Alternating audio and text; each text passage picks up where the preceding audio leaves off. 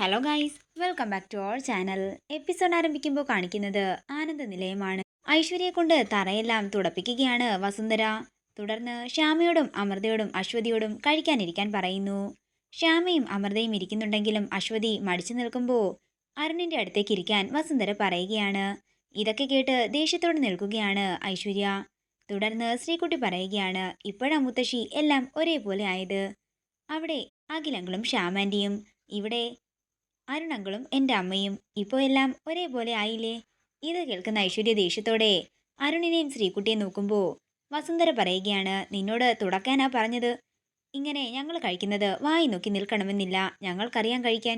ഇത് കേൾക്കുന്ന ഐശ്വര്യ ദേഷ്യത്തോടെ മനസ്സിൽ പറയുകയാണ്, ഈ കുട്ടിയാണ് എല്ലാത്തിനും കാരണം, ഇവളെ ഞാൻ ശരിയാക്കുന്നുണ്ട്. നേരം പുലർച്ചെയാകുന്നു. പിന്നീട് കാണിക്കുന്നത് ഐശ്വര്യ ഒരു വക്കീലിനെ കാണാനായി ചെന്നിരിക്കുന്നതാണ്. തൻ്റെ കാര്യങ്ങളെല്ലാം ഐശ്വര്യ പറയുമ്പോൾ വക്കീല് പറയുകയാണ്, ഐശ്വര്യ പറഞ്ഞതൊന്നും അത്ര വിശ്വാസയോഗ്യമായിട്ട് എനിക്ക് തോന്നുന്നില്ല. എൻ്റെ പൊന്നു വക്കീലെ, ഞാൻ കാര്യമായിട്ടാണ് പറയുന്നത്. എൻ്റെ ഭർത്താവിൻ്റെയും വീട്ടുകാരുടെയും അടുത്തുനിന്ന് എനിക്ക് ഇത്രയ്ക്കും ദുരിതമൊക്കെയാണ് ഉണ്ടാകുന്നത്. എന്താ ഐശ്വര്യ ഉദ്ദേശിക്കുന്നത്? ഒരു ഡിവോഴ്സ് ആണോ എന്ന് വക്കീല് ചോദിക്കുന്നു. അല്ല, എനിക്കൊരിക്കലും എൻ്റെ ഭർത്താവ് അരുണിനെ പിരിഞ്ഞ് ജീവിക്കാൻ ആകില്ല. അരുൺ എന്നെ ഡിവോഴ്സ് ചെയ്യാൻ സാധ്യതയുണ്ട്. അരുണിന് ഒരിക്കലും ഡിവോഴ്സ് കിട്ടരുത്. ഐശ്വര്യയല്ലേ പറഞ്ഞത് അരുൺ തൻ്റെ ആദ്യ ഭാര്യയും കുട്ടിയെയും കൊണ്ട് വീട്ടിൽ താമസിപ്പിച്ചിരിക്കുകയാണെന്ന്. ഇത്രയൊക്കെ ക്രൂരത ചെയ്യുന്ന അരുണിനോടൊപ്പം എന്തിനാ ഐശ്വര്യ ജീവിക്കുന്നത്? ഞാൻ എൻ്റെ ഭർത്താവിനെ അത്രമാത്രം ഇഷ്ടപ്പെടുന്നുണ്ട്, ജീവന തുല്യം സ്നേഹിക്കുന്നുണ്ട്. അതൊക്കെ കൊണ്ടാ. വസുന്ധരാമയും ശ്യാമയും ഒക്കെ ചേർന്നാണ് എൻ്റെ ഗർഭപാത്രം റിമൂവ് ചെയ്യിപ്പിച്ചത് എന്ന് പറയുകയാണെങ്കിൽ കോടതിയിൽ കേസ് അല്പം ബലമാകില്ലേ എന്ന് ഐശ്വര്യ ചോദിക്കുമ്പോൾ, അതിന് ഐശ്വര്യയ്ക്ക് തെളിവുകൾ എന്തെങ്കിലും ഉണ്ടോ എന്ന് വക്കീല് ചോദിക്കുന്നു. എന്താണെങ്കിലും അരുൺ ഡിവോഴ്സിന് മൂവ് ചെയ്യുന്നുണ്ടോ എന്ന് നമുക്ക് നോക്കാം, എന്നിട്ട് ബാക്കി കാര്യങ്ങൾ തീരുമാനിക്കാം എന്ന് പറഞ്ഞുകൊണ്ട് വക്കീല് അവിടെ നിന്ന് പോകുന്നു. തുടർന്ന് ഐശ്വര്യ മനസ്സിൽ പറയുകയാണ്, എന്നെ കാലേ വാരി ദൂരത്തേക്ക് എറിഞ്ഞാലും ഞാൻ എന്താണെങ്കിലും അരുണിനെ വിട്ടു പോകാനേ പോകുന്നില്ല. പിന്നീട് കാണിക്കുന്നത് ഐശ്വര്യയുടെ കാര്യമോർത്ത് വിഷമത്തോടെ നിൽക്കുന്ന ശ്യാമയാണ്. ഇത് കാണുന്ന അഖിൽ പറയുകയാണ്, തന്നെ അവര് എത്രയൊക്കെ ദ്രോഹിച്ചു, എന്നിട്ടും തനിക്ക് എങ്ങനെയാ ഇങ്ങനെയൊക്കെ ചിന്തിക്കാൻ സാധിക്കുന്നത്? എന്താണെങ്കിലും ഇത് അവർക്കൊരു പാഠമാകട്ടെ എന്ന് അഖിൽ പറയുമ്പോൾ തലവേദന എടുക്കുന്നു, വീട്ടിലേക്ക് പോകാമെന്ന് ശ്യാമ പറയുന്നു. അങ്ങനെ അവര് ആനന്ദ നിലയത്തിലേക്ക് തിരിക്കുന്നതാണ് കാണിക്കുന്നത്. പിന്നീട് കാണിക്കുന്നത് ആനന്ദ നിലയമാണ്. ശ്രീകുട്ടി മുറ്റത്ത് നിന്ന് ബോൾ കളിക്കുന്നതാണ് കാണിക്കുന്നത്. അതേസമയം ഐശ്വര്യ അങ്ങോട്ടേക്ക് കയറി വരുന്നു. ശ്രീകുട്ടിയെ കണ്ട് ദേഷ്യത്തോടെ നിൽക്കുകയാണ് ഐശ്വര്യ. തുടർന്ന് ശ്രീകുട്ടി തലേന്ന് രാത്രി പറഞ്ഞ കാര്യങ്ങളും ഐശ്വര്യ ഓർക്കുന്നു. ഇവളെ ഇപ്പൊ തന്നെ തീർത്താലോ, ഇവള് കാരണമാണ് എൻ്റെ ജീവിതത്തിൽ ഇത്രയും പ്രശ്നങ്ങളെല്ലാം ഉണ്ടായത്. അത്രയും പറഞ്ഞ് ഐശ്വര്യ മുകളിലേക്ക് നോക്കുമ്പോൾ അവിടെ ഒരു ചെടിച്ചട്ടി കാണുന്നു. ഇതിവളുടെ അവസാനത്തെ തുള്ളിക്കളിയാ, ഇപ്പൊ ഞാൻ കാണിച്ചു കൊടുക്കുന്നുണ്ട്. അത്രയും പറഞ്ഞുകൊണ്ട് ഐശ്വര്യ മുകളിലേക്ക് ചെല്ലുകയാണ്.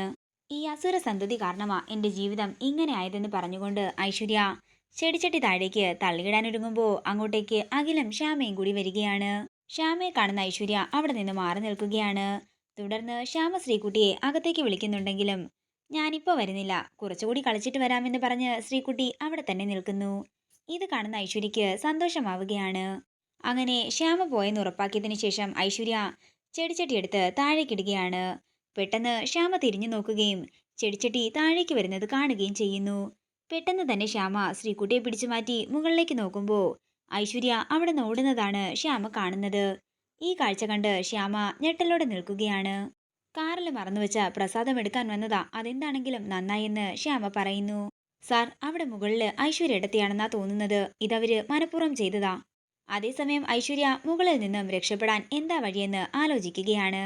ഐശ്വര്യ അങ്ങോട്ടും ഇങ്ങോട്ടും പരക്കം പായുകയും ഒടുവിൽ ഒരു സ്ഥലത്ത് ചെന്ന് ഒളിച്ചു നിൽക്കുകയും ചെയ്യുന്നു. അതേസമയം ശ്യാമ മുകളിലേക്ക് വരികയാണ്.